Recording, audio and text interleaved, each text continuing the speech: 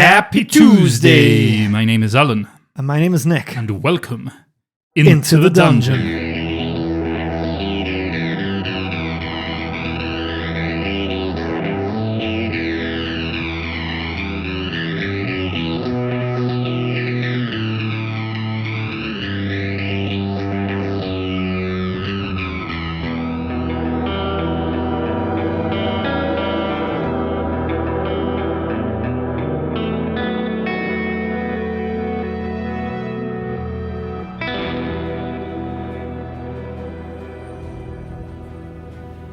Realizing that the brothers now have an unwanted and uninvited guest aboard their steed, Lander unsheaves the Summersford, and as he does so, a vivid golden flame shoots from the blade. The Vordak shrieks in terror, its blood-drenched bony fingers clawing at a black mace that hangs from below its belt. It raises the mace to parry Lander's blow, but the Summersford shears through the iron, a splash of blue flame erupting in its wake. As Lander strikes again, curving the golden blade in a great arc, it bites into the Vordak's neck, tearing through its unnatural body and severing it diagonally from collarbone to hip. A sickening acidic smell chokes the brothers' throats as a fountain of green slime erupts from beneath the red robe. The Vordak crumples and topples from view, its dissolving corpse hissing as it spirals towards Lake Inrahim. Sheathing the sword, Lander grabs the reins again and fights to control the injured mount. The brothers have slain the Vordak, but the battle is not yet won. The Itikar is losing a lot of blood, and it could become unconscious at any moment and drop like a stone. This would be a good moment for Torin to please use his discipline of healing. Yeah, but it's not an option. Suddenly the brothers spot something in the distance. It is a sight that renews their faith in miracles. So we've got no option here but to turn to section 221, and Torin gets 1 point of endurance back. What is this miracle? Emerging from a bank of clouds on the skyline is a flying ship. Whoa, what? Skies of Arcadia vibes. Nice. It is a small craft, no bigger than an Unoram river barge, with two triangular sails swept back either side of its curving prow. In the fading twilight, the brothers can make out a long pennant that flutters from its mast. A faint humming reaches their ears. Their first reaction is disbelief. What they are seeing must be a trick of the light, or some fiendish illusion created by the Dark Lords. However, as the ship floats nearer, the brothers' senses tell them that it is indeed quite real. Ooh. We are given two options. If we have ever been given a crystal star pendant, we turn to section 336. If we do not have this special item, we turn to section 275. Did we have that? It rings a bell. We're gonna have to check, but I'm getting vibes of that wizard that we helped in the woods. The very first book, I think it was, yeah? Yeah. Was it a crystal pendant? I'm not sure. Let's check our character sheets. Crystal pendant! Oh, the first special item on our list. Crystal star pendant, yeah. Yeah, I had it on me. Yeah, I had it around my neck. Yeah, it was that apprentice wizard, wasn't it? Yeah, the one with the blue robes, I think, we saved. I think it was in the very first book.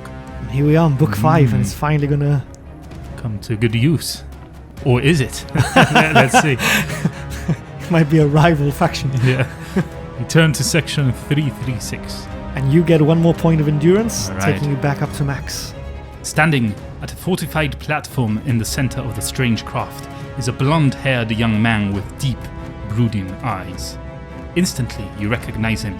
It is Banendon, the young summer-lending magician who gave Torin the crystal star pendant at the ruins of Raumas after the brothers saved his life in a gear ambush. Yeah, that's the one we thought it was. Banedon. The brothers are so stunned by his unexpected appearance that they fail to notice the blood seeping from the Itikar's mouth. The creature is near to death. Suddenly, the great bird lets out a pitiful and agonized caw. Its wings stiffen, and its head falls limp as the last flicker of life escapes from its torn body. Oh no. We're doomed. We're so close. It pitches the brothers forward, and their stomachs heave as they plummet towards Lake Inraim. Oh, shit! Okay, so we're falling fast. We need to pick a number from the random number table. If we pick 0 to 4, we turn to section 374. If we pick 5 to 8, we turn to section 254, and then we pick 9. We turn to section 261. I've got a feeling 9 is bad here. You think, yeah? Maybe, yeah, because it's the only one. Yeah. Or it's very, very, very good. I think it's very, very bad. Then let's roll low. We've got to both roll here. If we both roll in the same brackets, you know the drill. If we don't roll in the same bracket, the higher roller rolls again. I'll go first this time. Ooh, a 0. 0. It doesn't count as a 10, right? It's a 0. It's a straight up 0. Okay. Bracket 1. Let me see what I roll. A 5, so different brackets. Yeah, that's correct. So you've got to roll again for our fates. Yeah, I rolled higher, so I go again. And this time... Oh my god. Oh my okay. god. It's a 3, but it sort of hovered on the 9. Yeah, it lingered too long for my liking. Oh, maybe 9 was good, but it's a 3, so we turn to the first bracket in section 374. As the brothers tumble earthwards, a blur of colour flashes before their eyes as the Cran riders, the skyship, and the distant horizon all melt into a kaleidoscope of shapes and images, which the brothers fear will be the last things they will ever see. When they've prepared themselves for death and are calm and relaxed, they suddenly feel their bodies entwined by a mass of sticky fibres. There is a terrific jolt, which leaves them breathless and stunned. The impossible is happening. The lone wolves are no longer falling, but rising. A net of clinging strands has caught them like a fly in a web. The brothers rise up to the sky, towards the flying ship as quickly as they fell. 3 bearded dwarves, clad in bright padded battle jerkins, pull the brothers aboard an outrigger that runs the length of the hull. However, there is no time to express their gratitude, for the small skyship is under attack from the Cran riders. At the end of the outrigger, a dwarf is engaged in hand-to-hand combat with a snarling Drakkar. He is obviously losing. As the brothers rush to his aid, another of the evil warriors lands in the center of the craft, on top of the fortified platform. We have 2 options here. We either rush to help the dwarf and turn to section 280, or we leap from the outrigger onto the platform and turn to section 361. Ooh. I think we have to help that dwarf. If we're on the outrigger and he's losing this battle, we could be 1 man down and in peril of the outrigger being damaged and the boat losing stability. Yep, I think you're right. There's no sense in turning our backs to this dwarf after they helped us too, so I think it's the most sensible thing to do. Turn to section 280 and help the dwarf out. The Drakkar is strangling the dwarf. As he catches the sight of the brothers, he releases his grip and smashes his mailed fist into the dwarf's face, sending him tumbling into space. What? What do you mean into space? How high are we? What? The brothers are inflamed by this cold-blooded murder. Okay, so he killed the guy anyway. Come on, man. You haven't allowed us to help him. Oh, poor dwarf. The brothers draw their weapons and attack. So this Drakkar has a combat skill of 18 and an endurance of 50. Okay, we're going to enter this on our action chart and calculate the combat skill. So Lander has a +4 combat ratio and Torin has a +3. Not too bad. If we have good rolls, we should see this guy out pretty quickly. You want to do the honors? Yeah, let's go for it. I'll roll first. Ooh! Just a quick note before we start rolling with Al. It says here that due to the speed of our attack, we do not deduct any of our own endurance points in the first round of combat. Nice. So whatever we roll, we don't take damage. Very good. So here I go. I still want to roll that big old goose egg. Not quite, but it's a 5. It's not too bad. As Torin runs up to the Drakkar that just murdered that dwarf in front of them.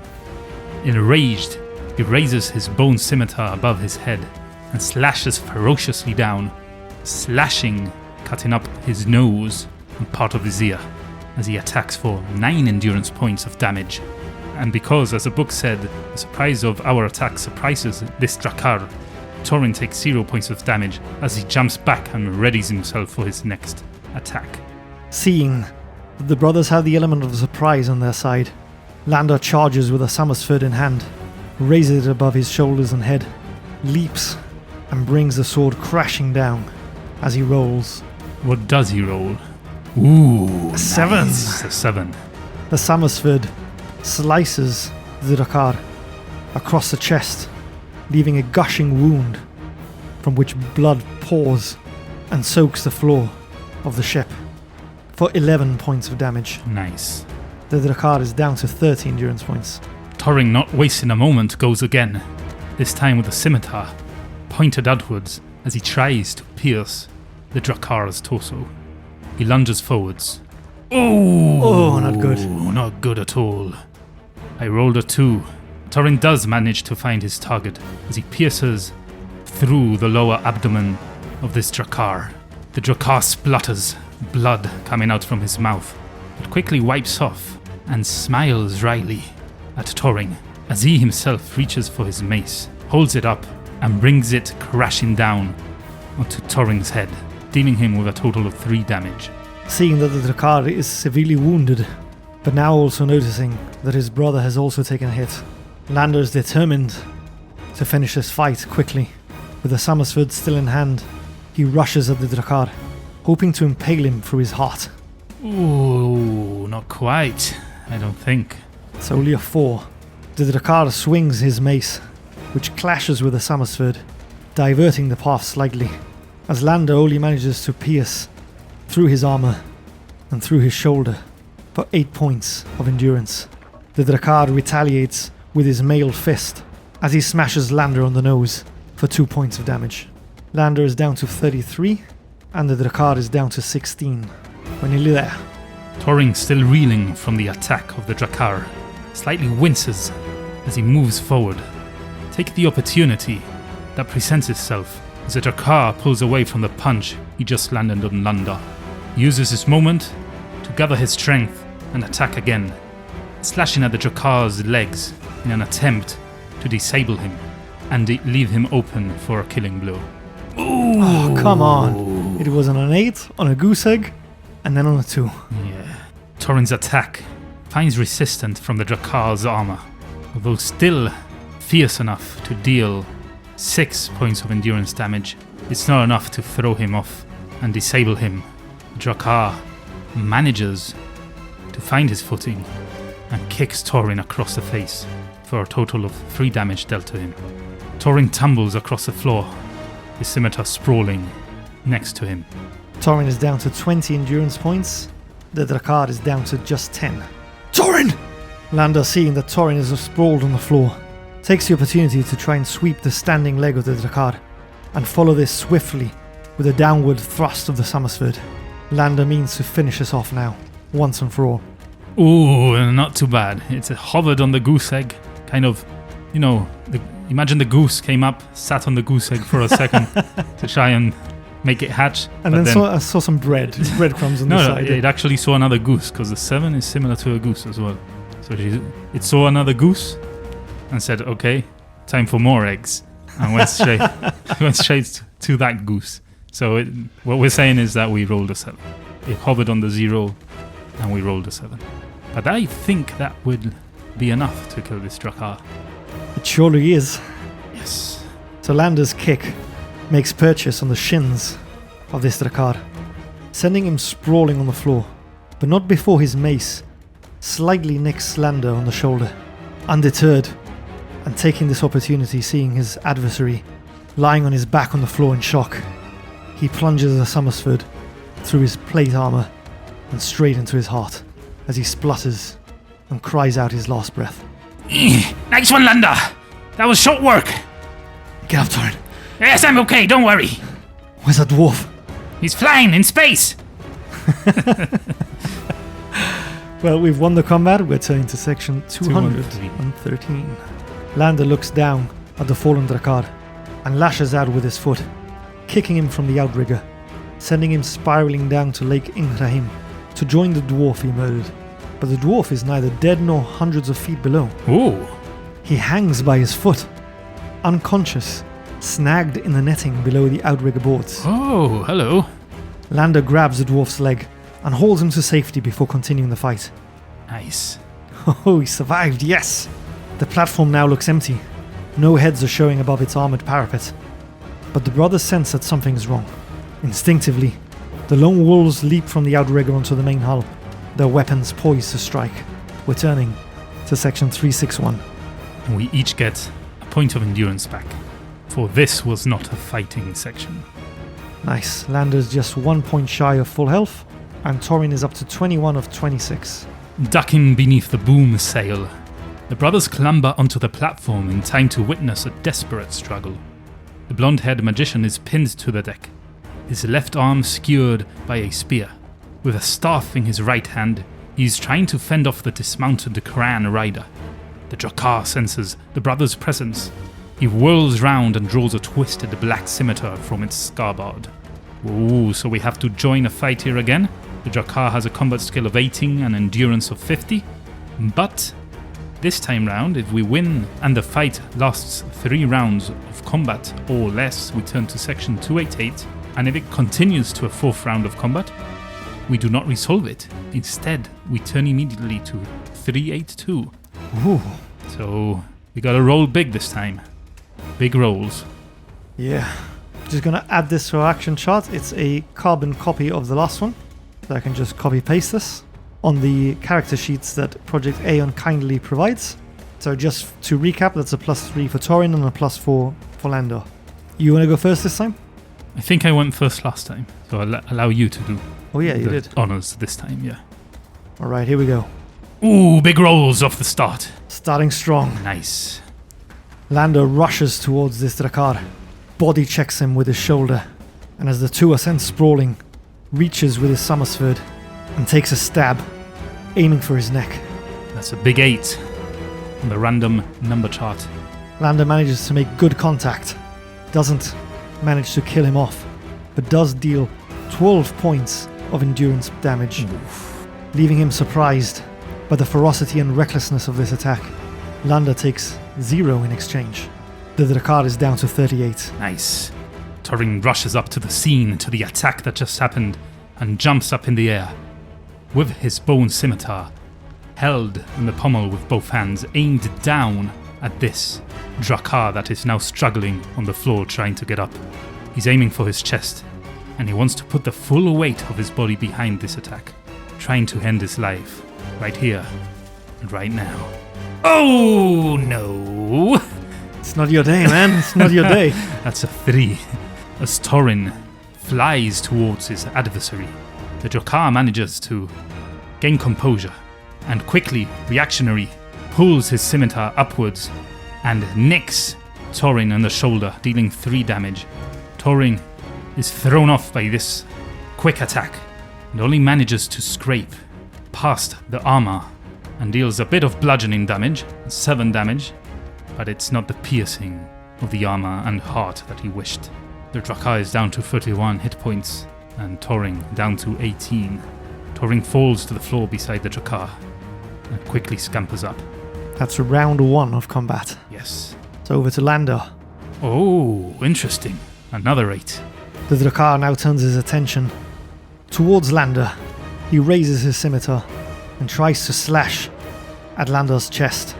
Landor deftly sidesteps, feints one way, but spins the other, catching the Drakkar across his back with a Summersword, slashing through his armor, again dealing 12 points of damage, and taking 0 in exchange. Over to Torin. As the Drakkar was taken by surprise, he stumbles forwards onto Torin, crashing into him. Oh shit, that's a 2. The full weight of the Drakkar crushes Torin as they both tumble onto the floor. But Torin manages to free his hand, the one wielding the scimitar, and plunges it through a gap between the armor and helmet of this Drakkar, dealing 6 endurance points of damage, whilst taking 3 as they tumbled. Torin is down to 15 endurance points now. He's getting close to half, and the Drakkar down to 13. That's the end of round 2. We need to kill him off on this round, or else, when the 4th round begins, we need to stop. Oh! Just got better. It just got better. That's a 9 for Nick. Landor, seeing the full weight of this Drakkar lying on top of Torin, crushing him with his armor, rushes up to the Drakkar and his brother, aims a swift kick at the head, sending him sprawling and rolling off Torin, and then mercilessly crushes his neck with a stomp of his boot. The Drakkar is no more. Yes!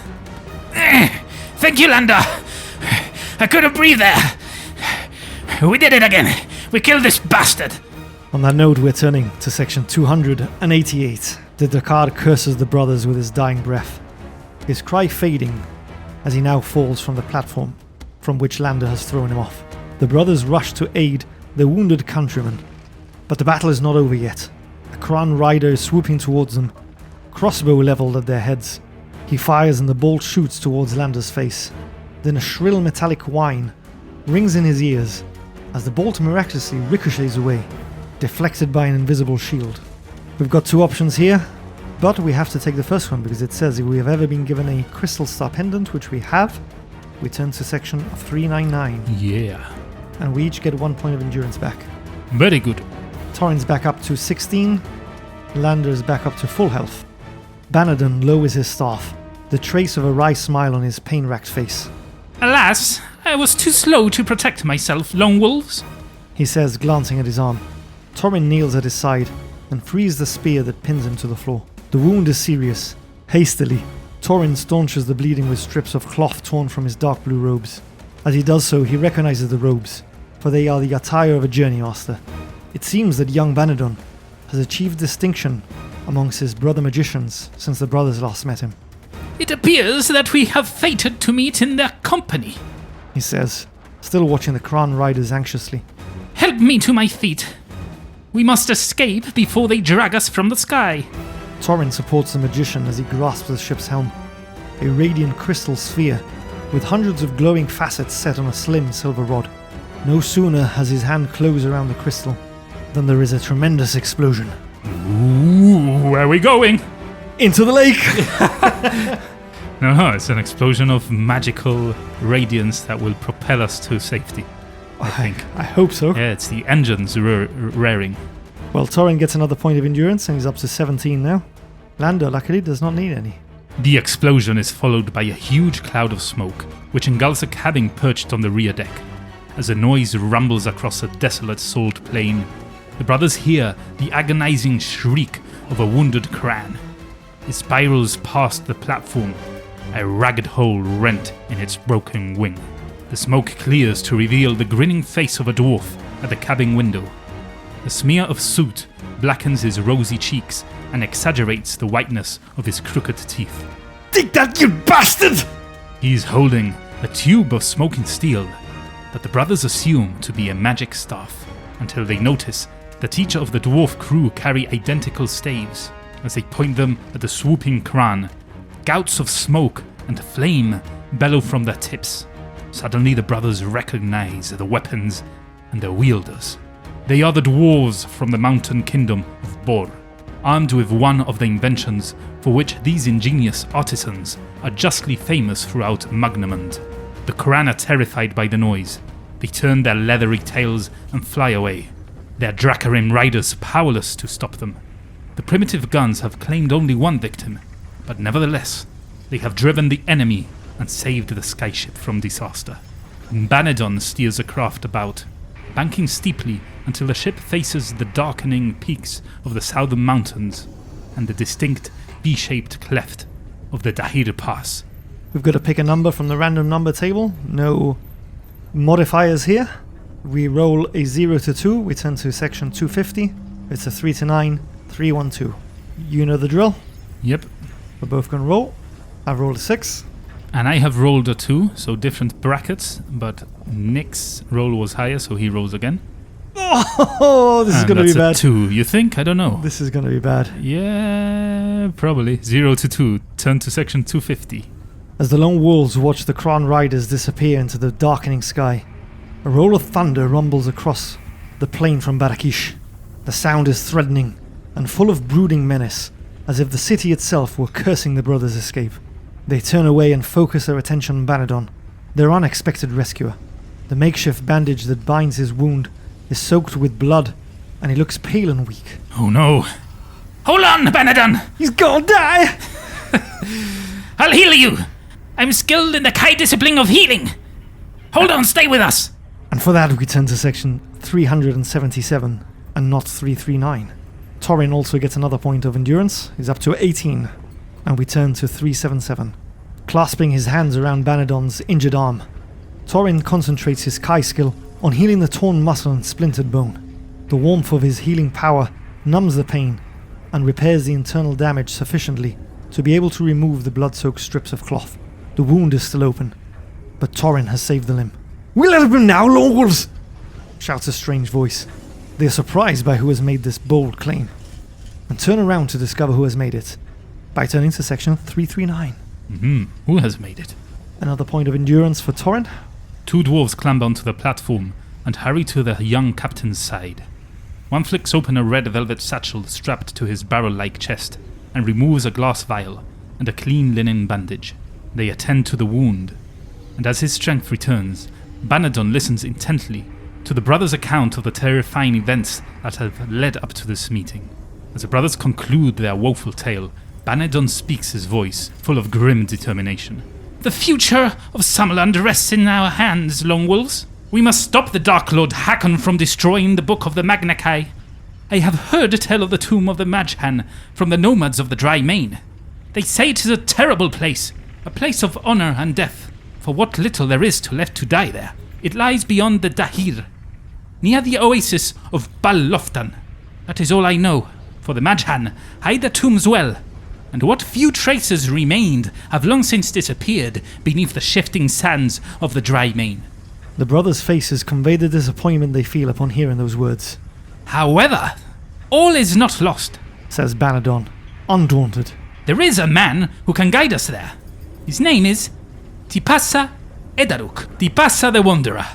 It is he we must seek, for he is the only man who has ever entered the tomb of the Majhan and lived to tell the tale." We're turning to section 302, no options here. Torin is now up to 20 out of 26. Banadon takes over the helm as his extraordinary ship, the Sky Rider as the dwarves call it, speeds through the gathering darkness towards the Dahir Pass. Visibility diminishes with each passing minute, until finally, the brothers can see no further than the outriggers. The lone wolves begin to feel uneasy.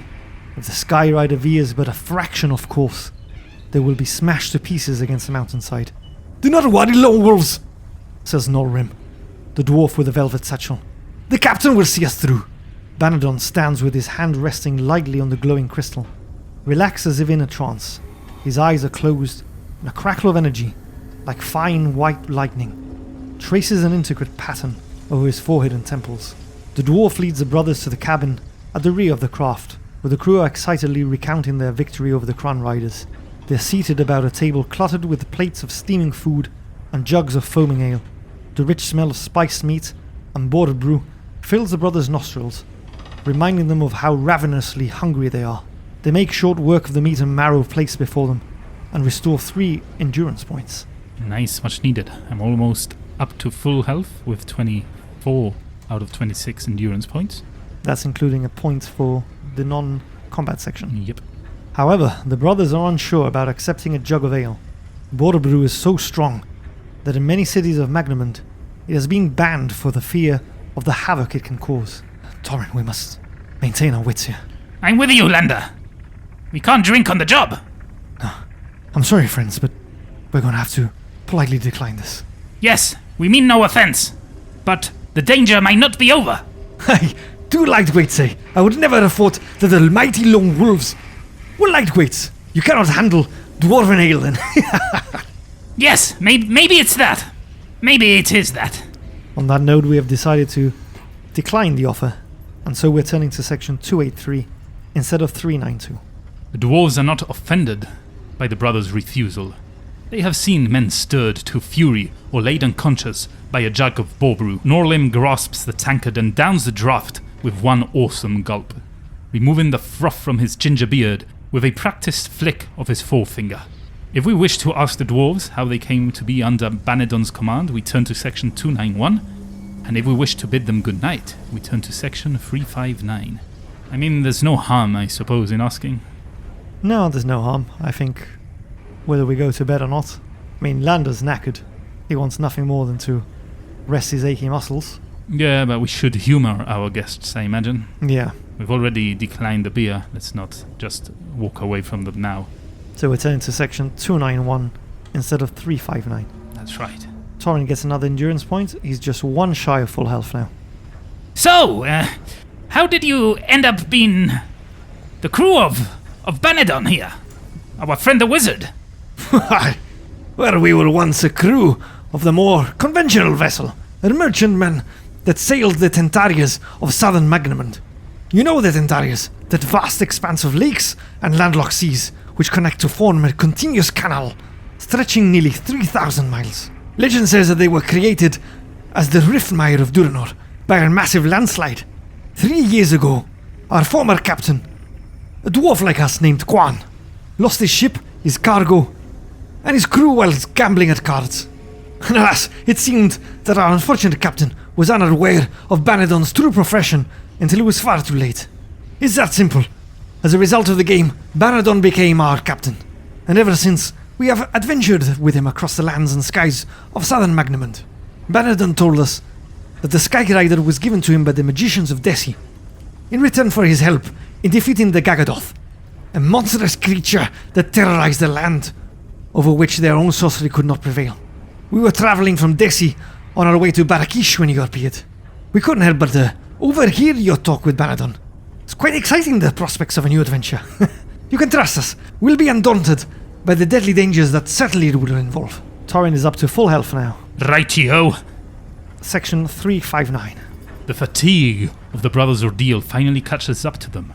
They are now finding it impossible to keep their eyes open. Nolrim shows the LoneWolves to a bunk in the hull of the Sky Rider. Gratefully, the brothers climb into bed and pull the blankets over their aching limbs.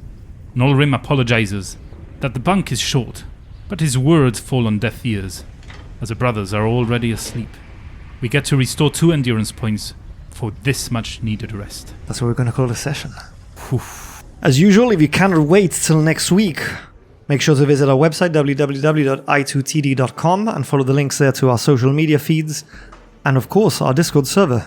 Why not come and join our community there?